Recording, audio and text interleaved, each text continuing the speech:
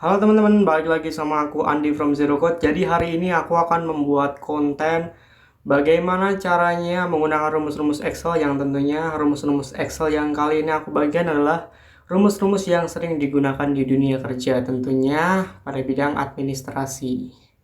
Baik teman-teman, kita buka dulu Excelnya. Nah, ini Excelnya udah aku buka. Jadi di sini aku udah mempersiapkan ini ya teman-teman ya, sedikit soal seperti ini.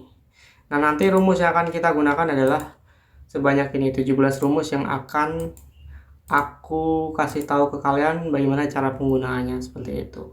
Jadi pertama-tama kita masuk ke rumus sum ya teman-teman ya. Rumus sum ini berguna untuk menjumlahkan beberapa sel atau 1-2 sel seperti itu. Contohnya seperti ini. Nah, di sini aku ada data para siswa ya ini teman-teman ya. Nah, ini nilainya. Nah, cara menjumlahkannya adalah dengan cara mengetikkan sum di sini. Lalu kita blok untuk sel yang ingin kita jumlahkan. Kita blok semuanya, kita enter. Nah, bisa dilihat ya teman-teman ya, hasilnya 51 di sini. Hasil penjumlahan seluruh nilai dari siswa ini 51. Oke, seperti itu cara penggunaannya teman-teman, sangat mudah sekali. Dan untuk yang kedua adalah count ya teman-teman ya. Count ini untuk apa sih itu kan? Count itu untuk menjumlahkan seluruh sel ya teman-teman, menghitung, mohon maaf, bukan menjumlahkan tapi menghitung sel yang kita tandai seperti itu. Nah, di sini aku coba gunakan count ya teman-teman, sama dengan count. Coba kita hitung jumlah ini teman-teman, selnya ada berapa. Nah, bisa kita lihat ada 7 sel, 1, 2, 3, 4, 5, 6, 7 seperti itu teman-teman. Oke, untuk rumus selanjutnya yaitu ada average ya teman-teman. Average ini gunanya untuk apa? Average ini gunanya untuk menghitung rata-rata dari sebuah nilai. Nah, misalkan di sini aku ketik average ya teman-teman ya. Lalu aku blok sel ini. Nah, nanti sel ini akan dijumlahkan terus di rata-rata teman-teman.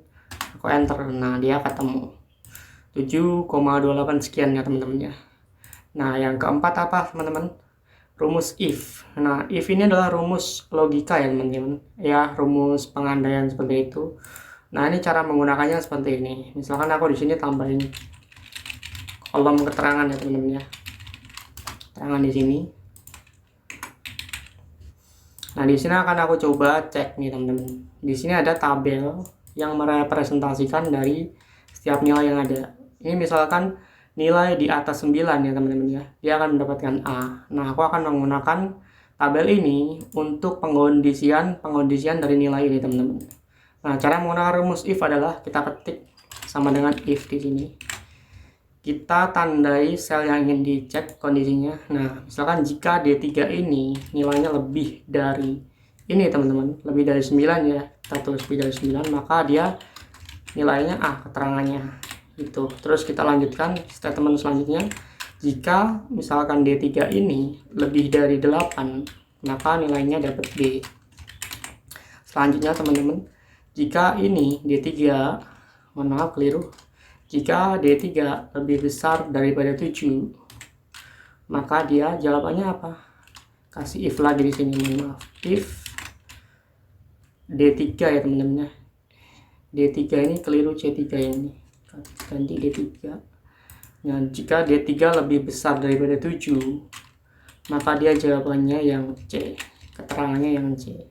Nah, selain itu else teman-teman, kita gunakan nilai D untuk nilai yang tidak ada di tabel. Selain 789, di bawahnya itu dia akan D. Kita enter teman-teman. Nah, dia ketemu di atas 7C ya teman-teman ya, di atas 7C. Nah, karena ini di atas 7 ini pas 7, maka dia D. Coba kita blok ke bawah. Nah, bisa dilihat teman-teman ya, yang di atas 9 dia A tuh. Yang di atas 8 sama dengan harusnya B ya teman-teman. Karena ini 8 pas, maka dia C. Karena keterangannya tadi adalah lebih besar, bukan lebih besar sama dengan, seperti itu. Oke, lanjut ya teman-teman ya. Jadi rumus selanjutnya adalah sum if ya teman-teman ya. Jadi sum if ini sebenarnya mirip dengan rumus sum yang penjumlahan tadi. Tapi di sini sum if itu adalah menjumlahkan sebuah kolom atau sel ya teman-teman, tapi berdasarkan sebuah kondisi. Nah, misalkan aku akan menjumlahkan nilai yang dari pria ya teman-teman ya, nanti yang dari wanita juga. Misalkan di sini aku ketik wanita, sini pria. Nah, di sini aku akan menghitung jumlah seluruh nilai dari pria teman-teman. Kita gunakan sama dengan sum if. Lalu kita blok yang akan dijumlahnya. Kita blok dulu kondisinya di sini. Nah, lalu kita ketikkan kriterianya apa? Kriterianya di sini kan pria ya, teman. Seperti itu. Lalu kita jumlahkan sel yang ingin dijumlahkan ini. Kita enter. Nah, dia akan menjumlahkan seluruh nilai ini, tapi berdasarkan kondisi pria aja, teman-teman. Gitu. Nah, misalkan wanita, sebaliknya teman-teman. Kita ketik sum if. Lalu kita blok sel kondisinya. Kita ketikkan wanita di sini, lalu kita blok nilainya, kita enter, ketemu nilai yang dari wanita jumlahnya 15, yang dari pria 36. Coba kita buktikan ya teman-teman ya. Di sini kan ada sel wanita itu ada 2, 1, 2. Nah, nilai wanita ini 7 dan 8. 7 ditambah 8 dia adalah 15. Sama persis ya teman-teman dengan ini. Oke teman-teman, lanjut fungsi selanjutnya yaitu countif. Nah, countif ini seperti count tadi teman-teman, tapi dia menghitung jumlah sel berdasarkan kondisi juga. Jika belakangnya ada if, pasti ada kondisinya, seperti itu teman-teman. Nah, kita balik lagi ke sini. Coba kita hitung ya teman-teman ya, jumlah pria dan wanitanya berapa gitu kan. Kita hitung di sini countif. Kita hitung dari seluruh sel ini, yang mana kondisinya adalah pria misalkan. Mohon maaf, wanita dulu. Wanita. Enter. Nah, dia ketemu wanita ada 2, 1, 2. Nah, kalau untuk pria ya seperti itu teman-teman. Tinggal ketik aja countif, kita blok range-nya, kita ketikkan kriterianya pria di sini, lalu kita enter. Ketemu pria ada 5, 1, 2, 3, 4, 5. Nah, seperti itu teman-teman. Penggunaannya sangat mudah. Untuk rumus selanjutnya ya teman-teman, ini adalah proper teman-teman. Proper ini rumus yang berguna untuk merubah sebuah kata teman-teman atau teks yang misalkan dia itu hurufnya kecil semua, dia nanti akan berubah huruf depannya itu akan huruf kapital, huruf selanjutnya huruf kecil gitu teman. Jadi setiap kata itu huruf depannya dia kapital. Contoh ya teman-teman, di sini aku ngetikkan namaku Andi di sini. Ya, aku cek pakai proper, aku rubah pakai proper di sini ya kan. Aku blok selnya ini, aku enter.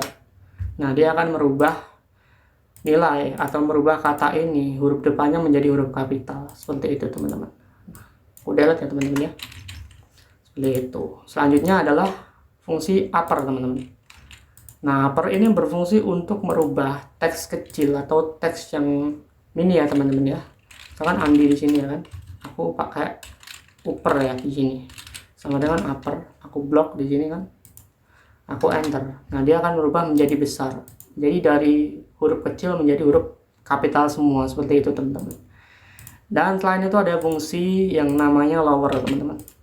Nah, lower ini kebalikan daripada upper. Dia untuk membalikkan dari huruf kapital menjadi huruf kecil. Contohnya ini ya teman-teman ya, aku rubah menjadi lower. Lower di sini aku tandai dia, blok, enter. Nah, dia berubah jadi huruf kecil seperti itu. Oke, lanjut teman-teman. Fungsi left. Nah, left ini apa sih? Left itu untuk mengambil beberapa huruf dari kata teman-teman atau dari kalimat bahkan berdasarkan kondisi dari kiri teman-teman. Nah, aku left di sini ya. Left. Misalkan kata ini aku ingin mengambil huruf AN-nya, maka kita ketik di sini kan, kita ketik 2. Nah, dia akan mengambil huruf AN-nya doang, seperti itu teman-teman. Oke, lanjut teman-teman. Fungsi selanjutnya yaitu fungsi, lihat dulu, fungsi selanjutnya adalah mid teman-teman. Nah, mid ini gunanya untuk apa? Untuk mengambil beberapa huruf dari sebuah kata teman-teman, tapi dia dari tengah. Kita di left ya, aku tandai dulu di sini. Di sini mid. Contohnya aku ingin mengambil huruf ND dari kata Andi ini teman-teman. Nah, di sini gampang, ketik aja mid. kita tandai selnya. Nah, perbedaannya ini ada dua kondisi teman-teman di sini. Kita mau ambil dari huruf keberapa, kita hitung A, N, D, Y. Ini kan ND-nya ada di huruf kedua dan ketiga ya teman-teman ya. Nah, ini start number ini kita isi dengan huruf 2 supaya dia mengambil huruf N. Nah, berakhirnya number ini kita ambil di huruf 3 karena biar dia ambil huruf D. Nah, gini, kita enter. Oke, mohon maaf, keliru teman-teman maksudku. Yang di tengah ini huruf keberapa yang ingin kita ambil. Terus yang terakhir ini kita isikan beberapa huruf yang kita ingin ambil dari start numbernya teman-teman. Kita ambil 2 contohnya. Nah, dia akan mengambil huruf ND dari kata Andi ini di tengah-tengah ya teman-teman, seperti itu. Nah, fungsi selanjutnya yaitu fungsi right ya teman-teman ya. Sama persis dengan fungsi yang left tadi, tapi dia ngambil dari kanannya. Right kan kanan ya teman-teman ya. Dia ngambil huruf dari kanannya. Nah, contohnya aku mengambil huruf DY ini teman-teman. Bisa kita ketik right di sini. Terus kita pilih selnya, kita ambil 2. Otomatis dia ambil 2 huruf terakhir dari kata Andi ini. Enter DY. Nah, seperti itu teman-teman. Oke, untuk selanjutnya adalah len ya teman-teman ya. Fungsi len ini untuk apa sih gitu kan? Fungsi len ini berfungsi untuk menghitung karakter atau huruf yang ada di dalam sebuah kata atau bahkan kalimat teman-teman. Nah, kita hitung di sini. Contohnya kita akan menghitung huruf Andi ini ada berapa huruf gitu kan. Kata Andi ada berapa huruf gitu kan. Kita ketik len di sini. Kita pilih selnya, kita enter. Nah, 4 teman-teman. Jadi kata Andi ini ada 4 huruf. A, N, D, Y, 4 huruf. Betul ya teman-teman ya. Oke, untuk selanjutnya kita round ya teman-teman ya. Round ini adalah fungsi yang berguna untuk membulatkan sebuah huruf pecahan atau huruf desimal teman-teman. Nah, sebagai contoh tadi di sini aku ada ini ya, average atau rata-rata dari seluruh nilai. Nah, ini kan dia berbentuk desimal ya teman-teman ya, koma ya teman. Nah, dia biar bulat misalkan jadi 7,1 doang misalkan seperti itu, 7,3 misalkan. Nah, kita tambahkan fungsi round di depannya. Round di depannya. Nah, untuk terakhirnya ini digit di belakang komanya ingin ada berapa teman-teman? Contohnya aku ingin ada 1 koma aja, ya kan? Otomatis dia akan tuh jadi 7,3. Dia akan membulatkan ke atas karena tadi huruf yang kita angka yang kita bulatkan tadi condong lebih ke atas teman-teman. Jadinya jadi 7,3 seperti itu. Misalkan ingin kita jadikan bilangan bulat yang utuh, ya udah ini tinggal 0 aja. Jadi nggak ada koma. Tuh jadi 7 seperti itu teman-teman. Oke teman-teman, fungsi selanjutnya yaitu fungsi concatenate. Concatenate ini fungsi untuk menggabungkan beberapa kata ya teman-teman ya. Misalkan di sini ada A, N, D, ND dan DY ya teman-teman. Ini aku sambungkan dengan concatenate. Seperti ini. Sama dengan concatenate. Nah, kita pilih misalnya titik koma, pilih lagi titik koma, pilih lagi enter. Nah, dia akan menggabungkan ya teman-teman ya. Jadi 3 sel ini akan digabungkan menjadi 1 sel. Seperti itu teman-teman. Oke teman-teman, fungsi selanjutnya yaitu fungsi VLOOKUP. Oke teman-teman, jadi fungsi VLOOKUP ini adalah fungsi yang berguna untuk mengambil data dari sebuah tabel berdasarkan tanda tertentu teman-teman atau kode tertentu. Nah, di sini aku udah menyiapkan contohnya ini ya teman-teman. Nah, ini tabelnya. Nah, ini dia kolom yang akan kita cek. Misalkan di sini ada kode A, kode C, kode B. Kita random ya teman ya.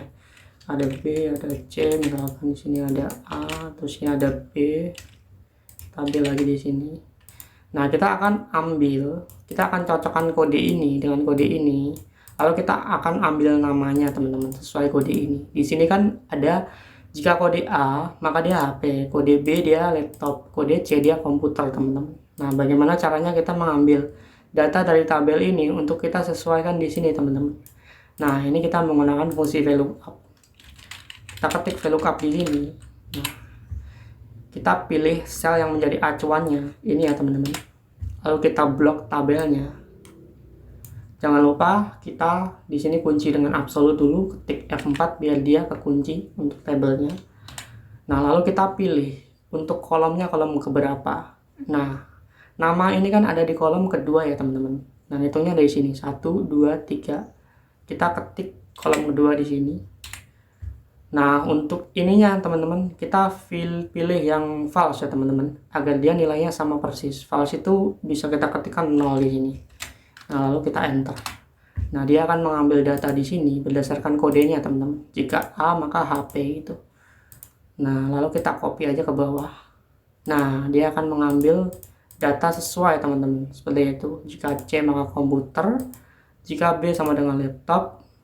Seperti itu teman-teman. Nah, jika kita ingin mengambil harganya sama persis teman-teman, kita bisa ketik VLOOKUP di sini. Kita kunci, kita pilih selnya. Kita blok dulu tabelnya, lalu kita kunci dengan F4. Dia harga ada di kolom keberapa? 1, 2, 3. Kita ketik 3 di sini. Kita ketik 0, di situ kita enter. Nah, dia akan mengambil harganya teman-teman. Kita copy ke bawah aja. Biar enak kita rubah formanya menjadi format counting aja biar ada RP-nya. Nah, di sini berubah jadi sesuai teman-teman. Selanjutnya yaitu fungsi HLOOKUP teman-teman. Fungsi HLOOKUP ini sama persis teman-teman dengan fungsi VLOOKUP. Tapi bedanya dia itu mengambil tabel yang posisinya horizontal gitu. H kan horizontal lookup. Kalau V vertical lookup seperti itu. Nah, sama seperti tadi teman-teman. Misalkan ini kodenya aku copy aja ya. Ini kita pastekan. Lalu kita gunakan HLOOKUP di sini. HLOOKUP sama persis yang tadi teman-teman. Kita blok, lalu kita kunci. Kita kasih kolom keberapa. Nah, ini kolom kedua ya teman. 1, 2, 3 ya teman-teman ya. Maka dia akan ada di kolom kedua otomatis. 2 terus kosong. Nah, dia akan mengambil HP. Kita copy ke bawah ya teman-teman ya, seperti itu. Lalu yang ketiga kita HLOOKUP juga. HLOOKUP sini kita blok. Ya, mohon maaf hitungannya seperti ini teman-teman. Bukan 1, 2, 3 tapi 1, 2, 3. Nah, otomatis harga ini ketiga. Kita ketik 3 terus kita ketik kosong. Nah, kita enter. Kita copy ke bawah ya teman-teman. Biar enak. Terus formanya kita rubah juga jadi accounting seperti itu. Nah, mungkin itu saja teman-teman ya yang bisa aku bagikan di video kali ini. Rumus-rumus penting yang biasa digunakan pada pekerjaan-pekerjaan di kantor maupun administrasi seperti itu teman-teman. Nah, aku harap video ini bisa membantu teman-teman bagi yang baru belajar Excel, dan jika ada salah kata ataupun yang disengaja maupun tidak sengaja, mohon dimaafkan ya teman-teman ya. Nah, untuk membantu perkembangan channel ini ke depannya, jangan lupa di like dan subscribe teman-teman ya. Karena subscribe dari kalian lah yang akan membuat aku semangat untuk membuat konten-konten yang mungkin bermanfaat ke depannya. Seperti itu. Baik teman-teman, sampai jumpa di video selanjutnya. Terima kasih dan bye-bye, see you next time.